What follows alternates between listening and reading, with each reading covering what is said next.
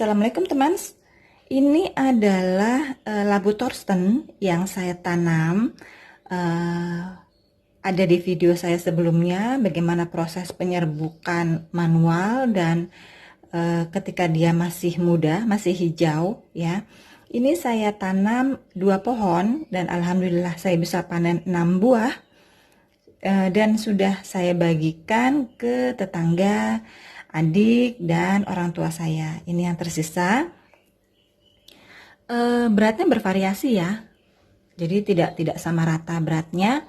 Untuk pekebun rumahan seperti saya, ya, asalkan dia bisa berbuah dan kita bisa menikmati hasil panen, cukuplah ya. Jadi pencapaiannya itu targetnya bukan harus berat sekian kilo gitu.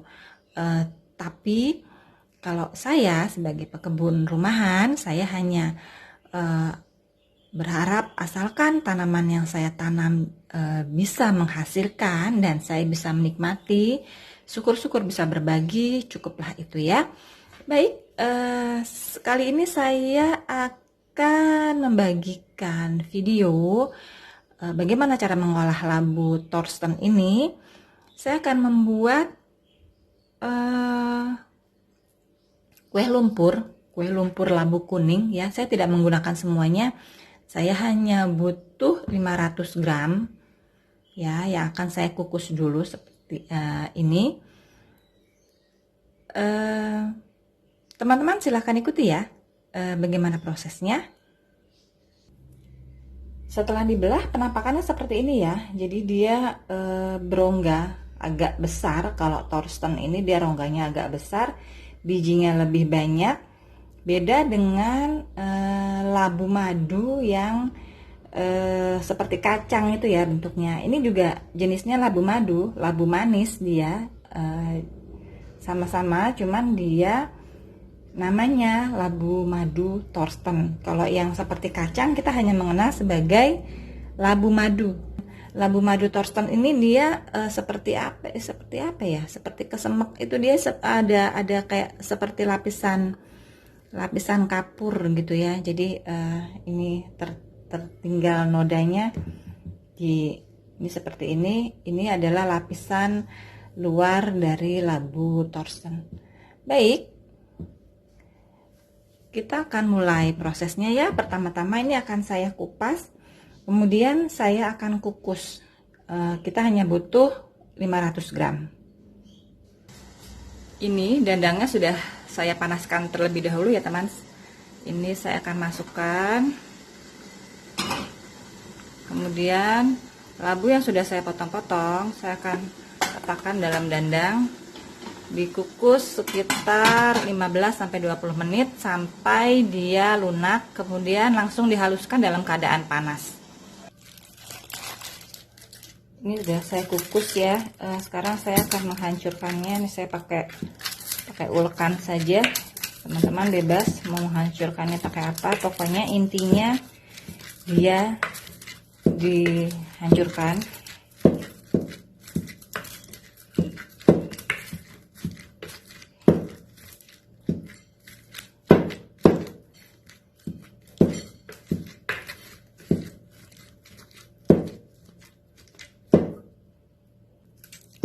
Ini kita lumatkan dalam keadaan panas ya. Begitu keluar dari dandang harus langsung dilumatkan, dihaluskan.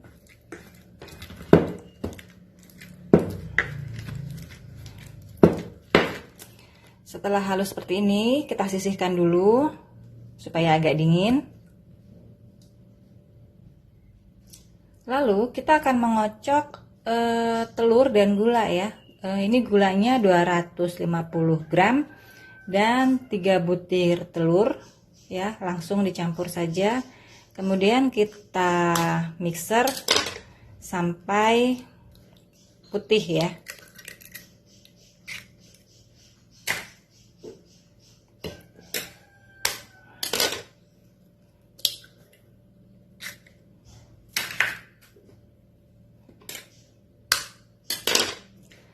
memecah telur seperti ini langsung di wadah dan langsung dicampur seperti ini, harus telur yang baru ya, harus telur yang baru kalian beli. Kalau kalian sudah menyimpan telur agak lama sekitar 3-4 hari, pastikan kalian memecah telurnya di tempat yang berbeda dulu.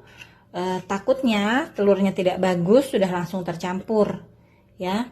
Untuk kehati-hatian saja, ini telur baru saya beli tadi malam, jadi saya insya Allah yakin telur bagus, jadi saya langsung campur. Baik, ini akan kita kocok sampai putih mengental ya. Ini saya sudah mengocok telur dan gula ya. Selanjutnya saya menambahkan 500 ml santan. Ini saya menggunakan santan kara ya, santan instan yang saya campur dengan air, jadi totalnya 500 ml. Saya menggunakan santan kara yang kecil ya, yang 65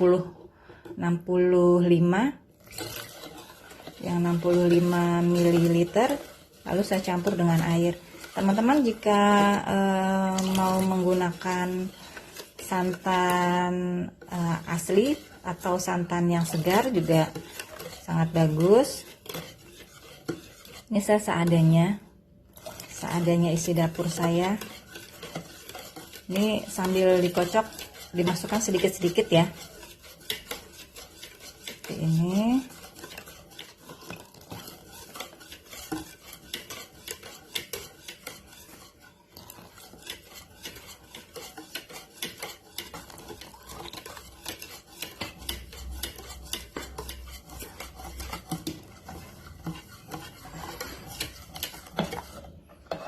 Selanjutnya dimasukkan labu.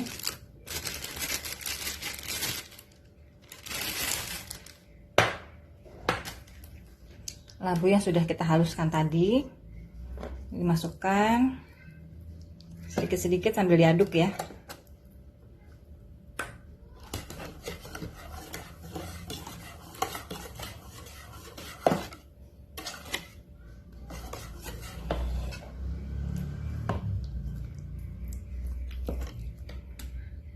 Karena ini labunya labu madu, labu manis, jadi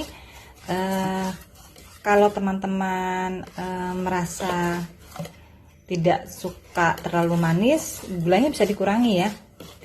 Tidak perlu 250 gram, bisa dikurangi jadi 200 gram saja atau 220. Ini selera. Ada teman-teman yang suka sekali dengan manis, ada juga yang mau gurih-gurih saja tapi masih ada manis-manisnya sedikit.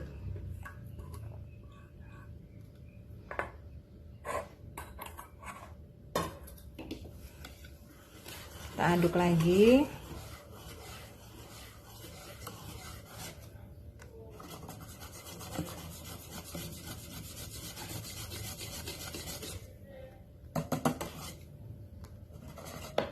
Lalu bisa masukkan terigunya 250 gram. Saya menggunakan terigu segitiga biru ya.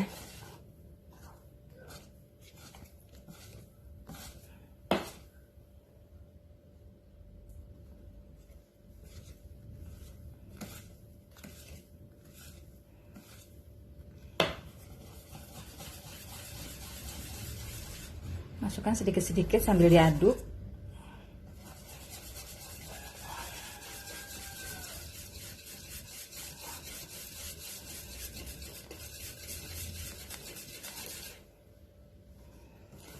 Kenapa sedikit-sedikit tidak dituang sekaligus ya, agar tidak menggumpal, maksudnya tuh agar tidak menggumpal, jadi tidak berindil ya. Jadi nanti kalau misalnya dimasak, kadang kalau kita beli ada yang masih tepungnya masih menggerindil. Kalau teman-teman lebih telaten lagi, disaring. Setelah ini adonan tercampur rata, disaring.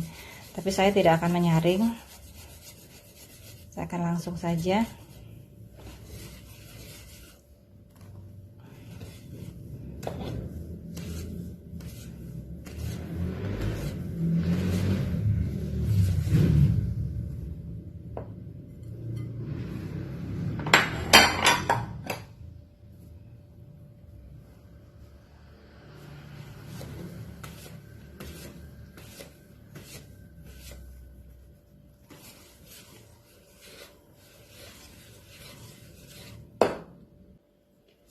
Setelah tercampur, kita akan masukkan ini mentega atau margarin. Margarin yang sudah dilelehkan sebanyak 100 gram. Kita bisa masukkan sekaligus.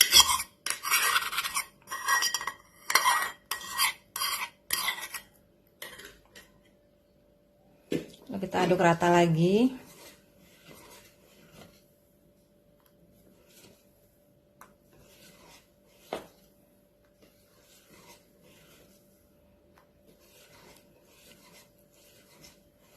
Dan adonan ini siap untuk kita masak menggunakan cetakan kue lumpur ya. Oke, ini sudah siap. Bisa langsung kita cetak. Ya, sudah tidak ada butiran yang menggerindil. Tuh ya. Sudah tercampur semua.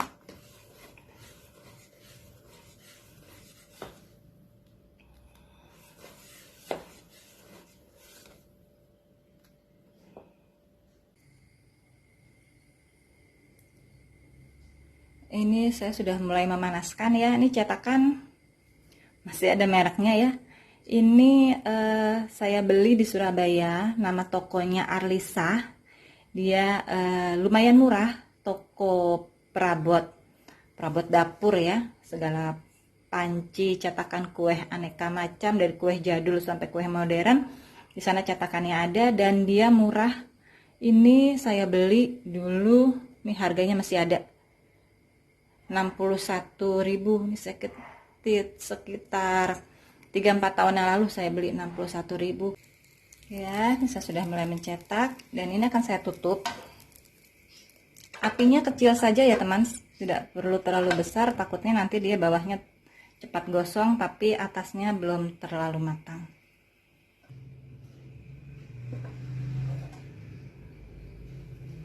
Ini ya. Harusnya ini apa namanya kismis, tapi saya tidak punya kismis, jadi saya kasih choco chip. Dia ada yang tenggelam choco chipnya ya. Jadi teman-teman bisa berimprovisasi dengan apa yang teman punya di dapur. Alhamdulillah sudah selesai. Saya dapat segini. Ini sepertinya ada ya lebih dari 25 buah, 30 mungkin seperti ini. Alhamdulillah ini takjil untuk buka puasa kami di puasa Ramadan pertama tahun 2020. Semoga berkah. Teman-teman juga bisa mencobanya. Silahkan mencoba di rumah aja, mencoba dengan apa yang tersedia di rumah. Sehat-sehat ya.